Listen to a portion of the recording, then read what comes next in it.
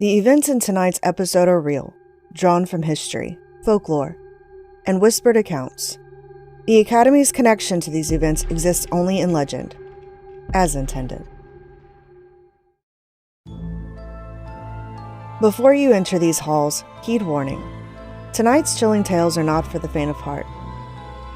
All those who enter must be prepared to explore stories of darkness, mystery, the macabre, and all of the darkest parts of humanity. If tales of true crime, the paranormal, or other creatures that go bump in the night unsettle you, turn back now. This is not the place for you. Also, by entering, you are now and forevermore an inductee to Dark Academy, bound by all rites and rituals. For those of you brave souls who stayed, welcome to Dark Academy. I'm Kristen, and I'll be your guide. Grab your candle and follow me to our haunted library of horror. Please, come join me by the fireplace. Welcome back to the Midnight Library Circle, where we meet to discuss all things horror. We start with a movie that leads into the story, or stories of the day. I'll close out with a smaller related story in our final fright. Before we proceed, with any movie, there is always a chance for a spoiler. If you have not seen this movie or don't care to, skip ahead to the main story. But this is one you'll want to watch if somehow you haven't already. Today, we're talking about one of the most iconic films of all time, if not number one, The Exorcist. This movie is so big and impactful and important with so many extra layers. Let's get right into it. As soon as the opening credits appear on screen, we are hit with terrifying music. There's something disturbing about the Iraqi folk music with the chanting. It just feels so ancient and dark, like summoning something older than humanity. Immediately sets a tone for something unsettling. The beige desert landscape of northern Iraq further the ominous feel. Ancient Mesopotamia is modern-day Iraq. There are some demons in their mythology that come up often in horror movies of the West. So, simultaneously fascinated and terrified, we are on the edge of our seats to see what they dig up. We see a boy running through the dig site, where many men are aggressively pickaxing the archaeological strata. Of course, he runs to a white man, looking to find something he should leave alone. This leads to the discovery of a pendant and a small carving of the head of a Mesopotamian demon called Pazuzu. People like to differentiate the depiction of Pazuzu in the film versus his sometimes protective nature in mythology. Some used the pendant of him to protect women from the demon Lamashtu, a demon sometimes associated with vampire origins. Actually, Becca covered her on a Halloween episode in our first year, on Southern Bells and Chilling Tales. But the thing is, in a Christian society, a demon is a demon, a fallen angel, not of God. They are all considered evil. So to tell a mostly Christian nation that this demon is sometimes good is falling on deaf ears. We followed this apparent archaeologist to a table at what looks like an outdoor restaurant seating area. There we see him receive medicine for some tremor disorder. We later find out he's a priest and not an archaeologist. Priest Lancaster Marin. The first indication of something being off comes at an office where he is examining his finds. The clock on the wall suddenly stops. There's this other series of events that seem only to show life in northern Iraq, and some men in black observing him from above, and he is almost ran over by a horse and carriage. That freaked me out. He then goes to Hatra and finds a larger statue of Pazuzu. And we have another man standing guard, watching him.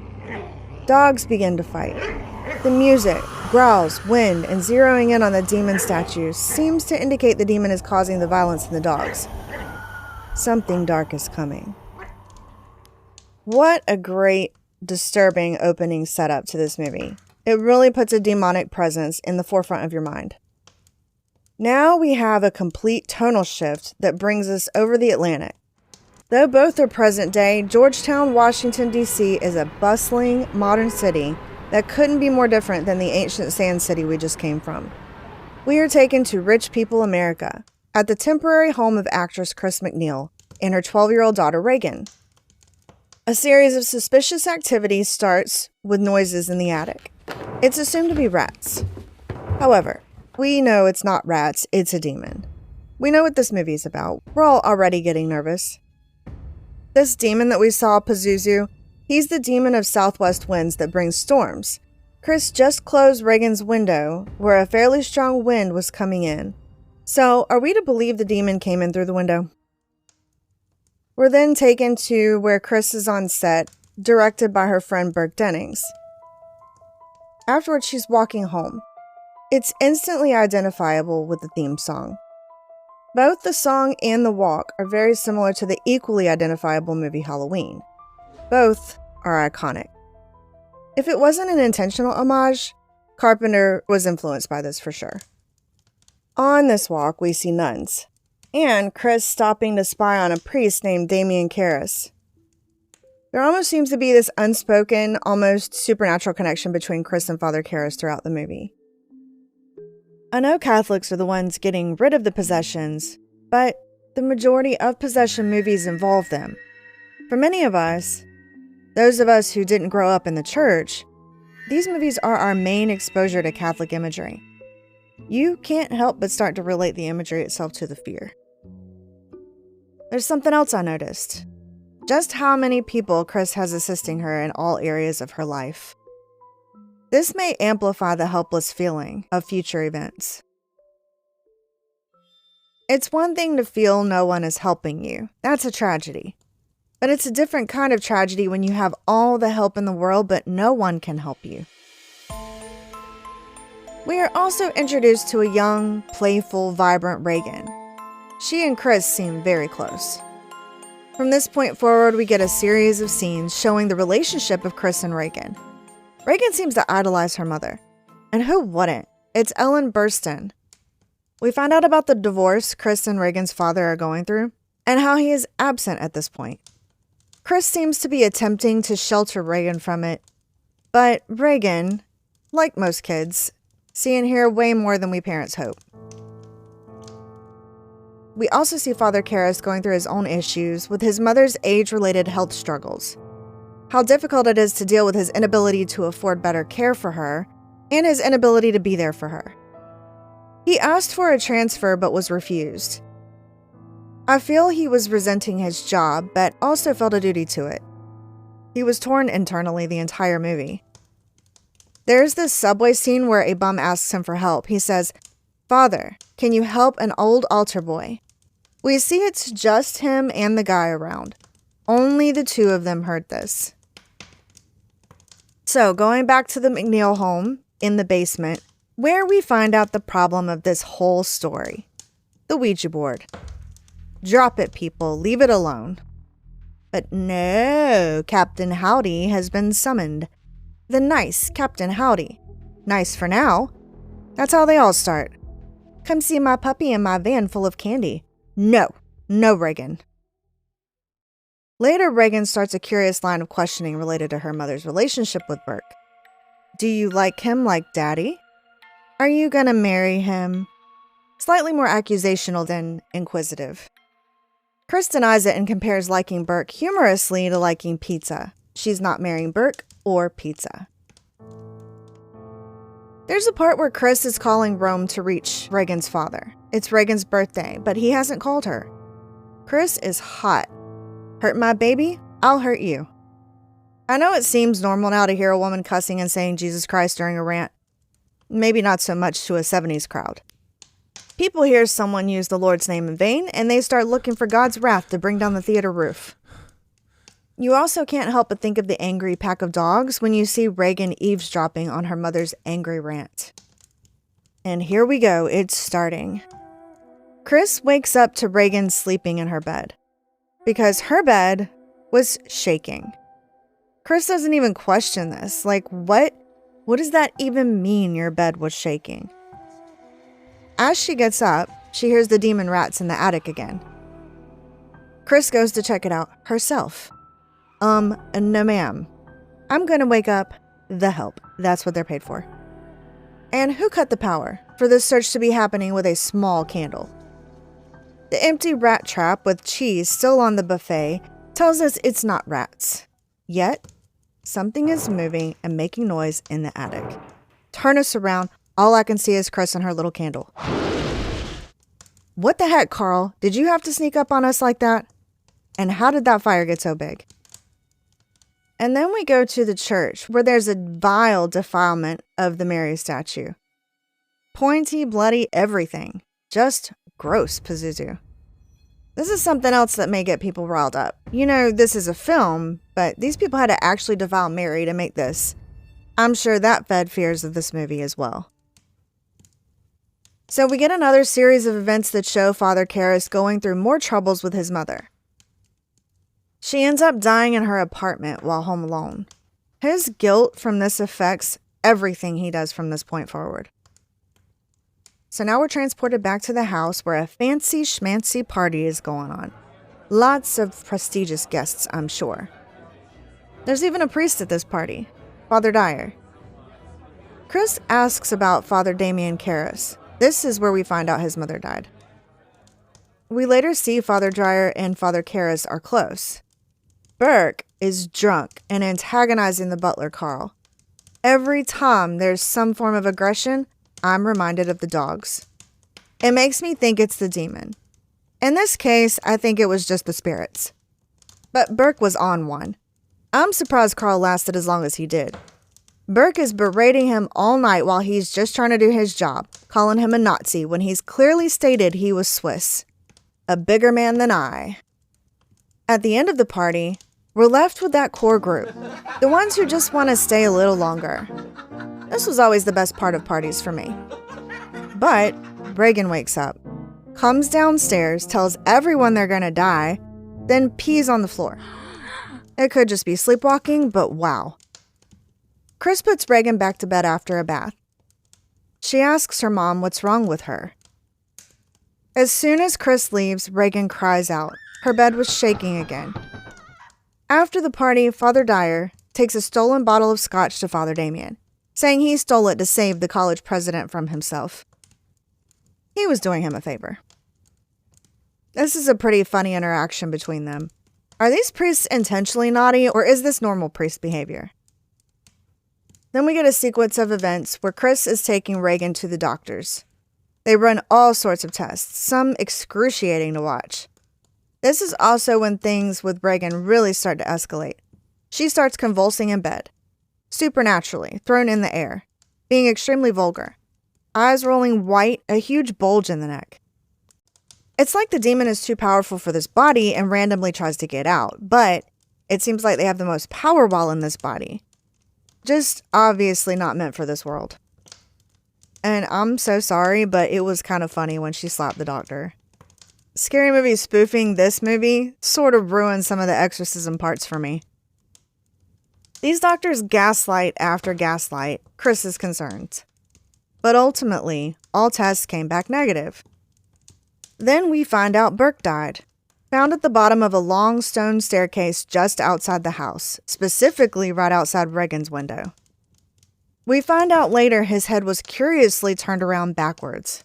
So odd, the detective suspected witchcraft. Chris then tries psychiatry, hypnotism. It doesn't work. The psychiatrist is violated. The demon grabs his penis and then I think bites him.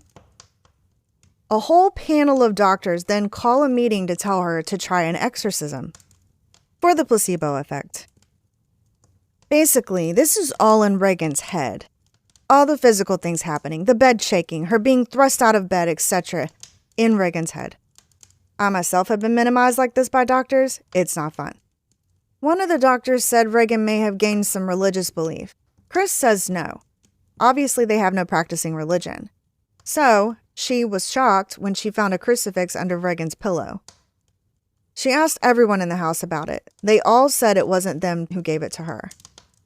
The detective showed up to discuss Mr. Burke's death with Chris, suggesting he was thrown from Reagan's window by a strong man. I found the part where he asked for her autograph for his daughter to be cute, especially when it turned out to be for him. Something I love is that this movie constantly keeps us on edge. Breaks that with moments of calm, then bam, Reagan's demon resident throws a fit. This is the part where I'm sure some people start getting ill and leave the theater. Regan was using a crucifix to stab herself in the vagina, saying very vulgar things like, "Let Jesus F you." That's intense. This demon is so sexually vulgar. And the head turning around? Legendary. This extreme interaction with her daughter, or the demon, throws Chris over the edge. She is stressed. She meets with and convinces Father Karras to come see Regan out of sheer desperation. He goes to the house, still not thinking it's real. This is where Father Karras meets the demon. Regan looks terrible. Demon possession in horror looks like a metaphor for mental illness or addiction at the very least. Maybe especially addiction. It takes over the person. It looks like them, a deteriorated shell of them anyway, but it's not them anymore, not until the drug is gone. When Father Karras goes into her room, you can see the demon affect him with the exact voice of the bum asking for help in the subway. Because, like I pointed out, they were the only two around. No one else could know that happened. He could write off knowledge of his mother's death, if he tried, but that gets to him too. That green slime got to me. This is one of the only things that somewhat dates special effects in this movie. Otherwise, they are done very well up to this point. The demon inside Regan says something that seems to be a precursor to the ending. It says it's basically cool with an exorcism because it's going to bring him and Father Karras together. Something I didn't understand was the purpose. The demon said he planned to stay inside Regan until she's dead. Is that the whole purpose? To jump from body to body, killing each one? And how do you get to a new body? Is this treated like a disease? The demon freaking out over the holy water seemed a bit bizarre, but cool. It looks terrified. An act? We'll find out. But we do find out it's just tap water. The priest is convinced this will not be approved by the church. But then Chris confides in him that Regan killed Berg, pushed him out the window. Not sure how she knew that, but that's what she tells him. Later, Father Damien plays back the recording of Regan speaking in an unknown language. Except it is known. Somehow this other priest can understand backward English. Don't ask me. It says, "Give us time, let her die. I am no one, I am no one. Fear the priest, fear the priest. Oh, Marin, Marin." Father Karras is called back to the house where he is led to Regan's freezing room. You can see their breath. It looks so cold. He is then shown her stomach, where it appears Regan, the real Regan, is trying to communicate through writings in her own emaciated stomach. "Help me," it said. He may not have been completely convinced, but Father Damien took the case to the diocese for approval. They agreed as long as he takes an experienced exorcist with him. Father Marin is suggested. We find out he returned from Iraq months ago. I'm assuming with the relic right around the same time things started happening with Regan. This makes me wonder though, why Regan? Is it only the Ouija board? What bad luck to choose to try it that day. Some get their grandma, Regan gets a demon from the ancient world. Then we get another iconic scene. Wearing his black fedora and holding his suitcase, Father Marin stands in front of the McNeil home in the dark fog, lit only by a blue light. The demon seems to sense his presence. We find out he does, in fact, once he's in the house, since it shouts his name. Father Marin must have dropped everything and came straight here because he requests a cassock, 2 surplices, a purple stole, and some holy water. And Father Damien's copy of the Roman ritual, the large one. I had to look these things up. It's his exorcist uniform, holy water, and ritual books. Heck yes, let's go. We're in the home stretch. It's about to get messy. This is where it all comes out. Vulgarity to the priest, spitting green slime again, holy water causing more green slime expulsion, cursing both priests, things in the room moving violently, and the complete 360 head turn. Then she breaks free of the straps and levitates in the position of Christ on the cross. They repeat over and over, "The power of Christ compels you. The power of Christ compels you." She begins to lower back to the bed. Father Damien desperately tries to get the straps back on. While trying to strap her feet, the demon raises up and hits him. Father Merrin throws holy water on her. She is thrust back down, writhing in pain. Father Merrin continues. An explosion of power shakes the whole room, knocking the priests down. Looking up from their floor positions, Reagan reached up while on her knees and in bed. Through a foggy blue light, we see the vision of the statue of the demon Pazuzu next to her. I thought this suggested the demon was releasing her or has been exorcised, but Reagan still seems to turn around, as though he's still in her. So maybe this was just meant to be a vision to reveal who it is. Once Reagan is calm, knocked out from exhaustion from a human body with unnatural power, the priests leave the room to rest. Father Merrin excuses himself to go to the bathroom and take a pill for his tremors. For some reason, Father Damien goes back in the room alone. The demon gets into his head, with visions and vocalizations of his mother. It does make him lose it and yell, "You're not my mother!" Father Merrin returns, begging Father Damien not to listen to the demon, but he is too weak with guilt. Father Merrin demands he get out. Now it's just Father Merrin and the demon. He starts back with the holy water. The demon growls. It's still sort of quiet, calm. He's tired. The demon is tired. We're tired. Reagan is dying.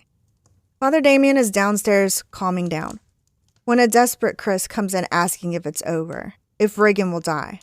This seems to spark something in Father Damien.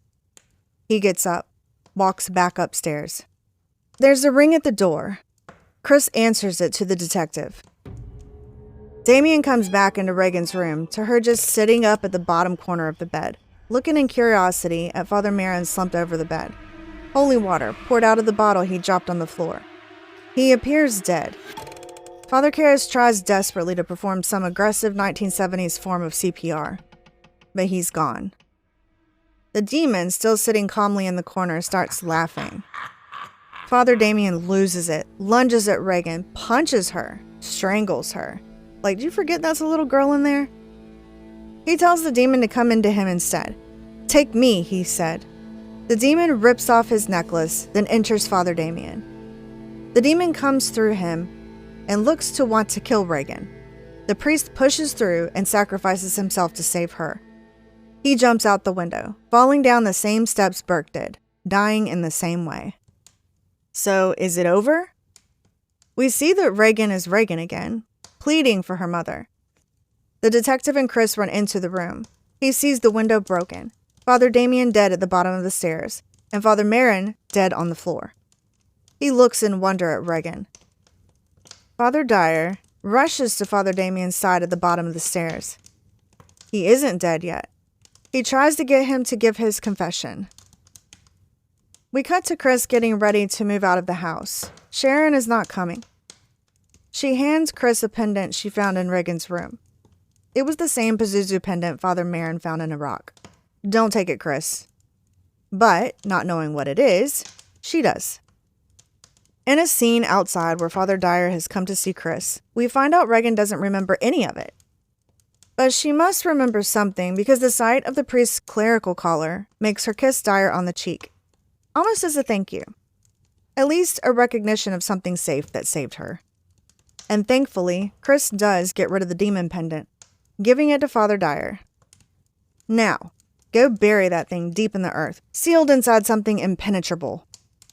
And that's The Exorcist. What a movie. This has to be one of the best horror movies of all time, if not the best. Even with dated clothes, decorations, and scenery, it is timeless. The fact that a 53-year-old movie can still be scary, can still have great special effects, minus the green slime, it's nothing short of amazing.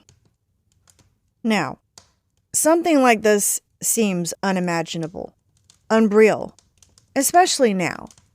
But it's based on real events. Not of a little girl, but of a little boy. Roland Edwin Hunkeler, or Roland Doe as most know him.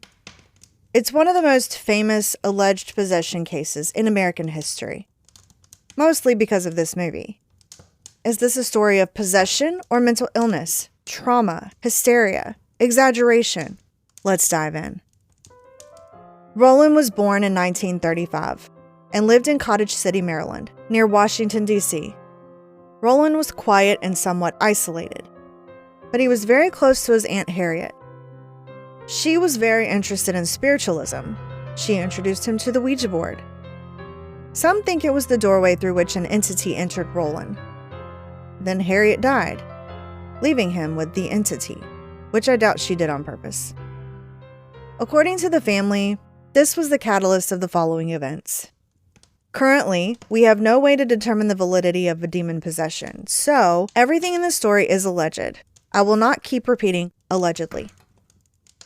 In the beginning, things happened around Roland. It started small. Scratching in the walls at night. Footsteps where there was no human. Furniture moving on its own. Then the bed started to shake. Other objects moved on their own. Religious pictures rattled or tilted. They were convinced something was attached to the boy. He was possessed. Being Lutheran, they sought help from their pastor, Reverend Luther Schultz. Not a Catholic priest. Not yet. Schultz stayed the night to observe Roland. He was interested in parapsychology, so it made sense that he contacted researchers associated with paranormal investigation circles after his observation, including people at Duke University's parapsychology department. I just love that universities have ghost departments, like the doctors in Ghostbusters. But this led to nothing. He eventually told the family they needed demon busters, or Catholic priests. That's when things got a little more dramatic, more movie-worthy. In 1949, when Roland was 13 years old, the family was directed to Catholic priest Father Edward Hughes. Tired and desperate, they took Roland to see Father Hughes at Georgetown University Hospital. Hughes was in his late 20s and inexperienced, so I'm not sure why he was suggested. Multiple versions of the following events are told, but the most commonly repeated is this. Late at night, Father Hughes entered the hospital room to begin the ritual. They restrained Roland to the bed because he would often become physically violent. Hughes began reading prayers from the Roman ritual, the official Catholic text used in exorcisms. At first, Roland was quiet. Then, the movie-level exorcism began. He screamed obscenities. He fought the restraints. The bed shook. Father Hughes continued the prayers. Roland's behaviors got worse. His voice changed. He spit on and cursed the priest. This is where I leave. I'm not getting spit on for anyone. You're on your own. But not Father Hughes. Better man than me. If facial fluids weren't enough, Roland broke free from one of his restraints, grabbed a piece of metal from under the mattress, and slashed the priest's arm. Hospital staff rushed in. Blood was all over the bedding and floor. The ritual had to be stopped. Hughes needed medical treatment. Hughes's exorcism had failed. The family was scared this was a problem they couldn't solve. I can relate on a very basic level. I thought my daughter was dying once a little over a year ago. Doctors ran all sorts of tests and found nothing. She was unable to eat and keep food down. She was withering away. I felt helpless and desperate. Luckily, it wasn't a demon, and my husband and I figured out it was a new medication she started taking just before it all started. We took her off the meds and she became healthy again. It was such a relief. No thanks to the doctors at the time. Roland's family did not have that relief, though. Not for a while. But they did maintain hope in Jesuit priests in St. Louis. Why in St. Louis, you may ask? Because of marks on Roland's body, or words scratched into his skin, spelling hell, evil, and Louis. The family was like, hey, we have family in St. Louis. I get the desperation, but we all think these messages are from the demon or whatever, right? Why are we listening to the demon? Or maybe, like in the movie, like Reagan was writing on her stomach for inside. Maybe they think that it was Roland writing from the inside. I don't know. But they wanted to be around family they trusted anyway, so it made sense to them. This led to another university. Man, times were different. Supernatural beliefs and exorcisms at universities. Maybe I'm just unaware of ones today. The Jesuit priests were contacted by family connections and local clergy. They were associated with the university. The priests were Father William Bowden, Father Raymond Bishop, Father Walter Halloran. Father Raymond Bishop's diary is where we get the record of events, the primary historical source for this case. Father William Bowdern was an older, more experienced priest, but even he was hesitant about taking the case. It already sounded unbelievable, and the church did not casually approve exorcisms. But he did eventually agree. All the same obscenities and violence from Maryland occurred here in St. Louis. He spoke in strange voices, reacted violently to sacred objects, cursed priests, displayed abnormal strength, shook beds violently, spoke Latin phrases, experienced moving objects around him. One priest said the room felt emotionally suffocating, as though everyone inside was trapped in constant tension and fear. The sessions stretched on for weeks. They took place in various locations: family homes, the university, eventually Alexian Brothers Hospital. The whole process was exhausting for everyone. Then suddenly, something changed. It was during the final days of the rituals in May 1949. During one last violent episode, Roland cried out that St. Michael, the archangel, was battling Satan. The priest continued praying. Then suddenly, the boy became calm. The struggle stopped. Just like that, it was over. It was all but forgotten, until a Georgetown student named William Peter Blatty heard of the case and transformed it into one of the most infamous horror stories ever told. The Exorcist turned this story into public fascination. Skeptics picked it apart, though. Can this actually be real? I personally think some people needed it to be fake so they could sleep at night. But who am I? Researchers, journalists, psychologists, and paranormal investigators started digging into the original case, trying to separate documented events from religious interpretation and horror mythology. And almost immediately, cracks appeared. One of the biggest problems were no recordings, no photographs of impossible phenomena, no medical proof of possession, no independently verified supernatural events. Most of the story came from priest diaries, secondhand recollections, family claims, retellings years later. And memories change over time, especially after a story becomes famous. Then skeptics began focusing on Roland. They pointed out that all of the behaviors could be natural, from a boy who was inadvertently being reinforced with attention. Every time the boy acted strangely, more priests arrived, more attention focused on him, more fear filled the room, more rituals were performed. Modern psychology leads some critics to the stem of his actions being grief, emotional disturbances, family anxiety, religious suggestion. And then there were the witnesses. Father Walter Holleran said he never personally witnessed anything that was conclusively proven to be demonic possession. People say the sensationalized retellings aren't what really happened. And this doesn't prove demons. Blah, blah, who cares? It was a good movie. And based off the nature of demons, if they be real, how can you prove demons exist? It was real for the family. My daughter wasn't actually dying, but it felt like it at the time. And what a great American folklore story at this point. As long as we don't harass this family about it, and I'm pretty sure they're all dead, just let it be a crazy and scary story. Live a little, ye skeptics. Not everyone was a skeptic, though. In fact, a lot weren't. When The Exorcist released in 1973, people went into demonic panic. Audiences fainted in theaters. People threw up, fled screenings in the middle of the movie. Some just sat in silence after the movie credits rolled, probably looking left and right, wondering who they know who might start convulsing.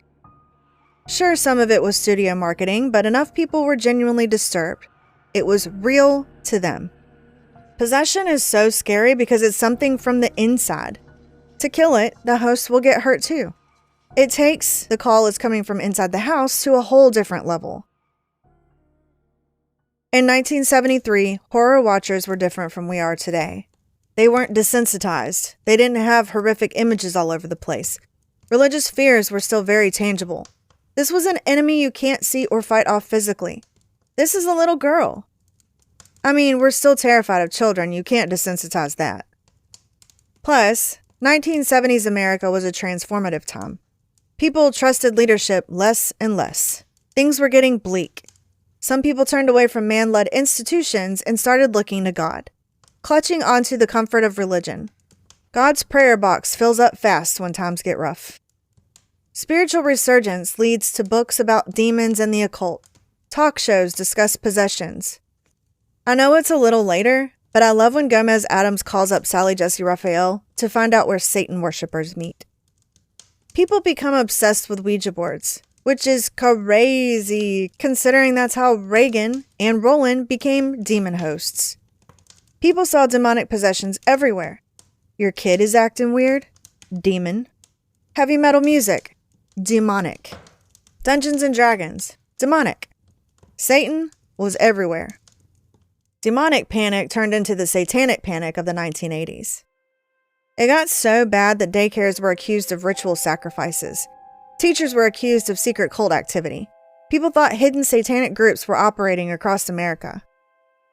There were questionable techniques used to interview the children that led many to believe the children were coerced, even if investigators thought they were genuinely helping the children. The damage was already done. Lives were ruined over paranoia and fabricated stories. On a lighter note, for those of us churchgoers, it carried over to the 90s too. I had a manic episode I didn't know at the time. I found a litter of kittens, some of which were black. I was convinced Satan worshippers were going to sacrifice them. So I convinced my friends we needed to go door to door to find homes. And we did. So happy ending to my satanic panic. Paranoia feels just as real as validated fear. Most fear boiled down to loss of control, cultural change, the devil in sheep's clothing, the inability to protect children. Though the Satanic Panic is technically over, conspiracy theories around protecting children will continue to persist. And yet sometimes it can feel like authorities often dismiss actual abuse. And now it's time for our final fright. Stories of demonic possession weren't the only thing to obsess over. The whole movie seemed to be cursed. Almost as soon as production began, strange things happened. Like Roland's experience, it started small. Accidents, delays, tension on set. Nothing too crazy though. Until it was. The McNeil house set was in a New York studio. One night it suddenly caught fire. Nearly the entire set was ablaze, with rooms destroyed and walls blackened. Production was shut down for weeks. The room left nearly untouched? Reagan's demon. On an already tense horror movie set, whispers began. People claim no bad energy from photos on the internet. Do the cross symbol when they see or hear something slightly blasphemous or evil. Kiss jewelry. Perform rituals to prevent bad things from happening related to superstitions. Can you imagine months surrounded by disturbing imagery, religious symbolism, simulated violent exorcisms shot over and over, a young girl screaming and cursing God? You're going to start looking for that lightning strike from above. More and more things happened. Actors and crew members were injured. Both Ellen Burstyn and Linda Blair suffered spine injuries. You know the scene where the mom was violently thrown to the floor by her possessed daughter? That was a real scream from real pain, and it looked like it. Her harness jerked her way too hard, causing a permanent spinal tailbone injury. Linda's mechanical bed rig used during possession scenes malfunctioned, causing a lower spine fracture. She experienced chronic pain for years after also. Then came the deaths. Actor Jack McGowan, Burke in the movie, died shortly after filming wrapped. Actress Vasiliki Maliaros, the priest's mom, died before the film released. Family members of cast and crew passed away during production. Over time, other deaths were attributed to the growing speculation of a curse. 9 in total. Some claim more. Basically, any death after became part of the curse. Then there was the atmosphere on set itself. Director William Friedkin was known for pushing actors emotionally and psychologically. He wanted fear to feel real. He kept sets freezing cold for visible breath during exorcism scenes. He isolated performers emotionally. He fired guns unexpectedly on set to startle actors. I would have had a panic attack. A real Jesuit priest was brought in to bless the set after the fire and ease tension among the cast and crew. Like, let me keep you on edge, then bring in a priest to calm you down. I think not. Now, is it possible all of this is explained away by natural occurrences? Movie sets are dangerous. Productions are stressful. Accidents happen. People die unexpectedly all the time. Horror films naturally create paranoia. Sure. But shut up, it's cursed. Even the movie release seemed cursed. As I said earlier, people fainted, vomited, had panic attacks. Some theaters kept ambulances nearby. Oh, to experience this firsthand, I'm jealous. Religious groups protested the film. And we've circled back around to the possession panic. It's like a modern-day Salem panic, without all the murder. The real boy, Ronald Hunkeler, died in 2020 at the age of 84. If he were alive today, I'd tell him I'm sorry his family had to go through all of this. And if he made it all up, thank you for the wild ride. This has been the most interesting episode to research and report on. What a great story. But that's all I have for you tonight on The Exorcist. Thank you for joining me here at Dark Academy. Let me walk you out. I hope you enjoyed this dark and chilling tale and will come back next time for another one. Don't forget to leave a review for this episode before you leave. I'll try to post pictures and other content on our virtual bulletin board. That's TikTok and Instagram at Dark Academy Pod. You can rate your experience here at the Academy on any podcast app. But I would also love it if you could write a review on Apple Podcast. It really helps more people find us. Also, please tell your friends. That's the best way to get the word out. You can also email me at darkacademypod@gmail.com. Thanks again for listening, and I'll meet you here next time. Same time, same place, where it's always midnight at Dark Academy. Bye.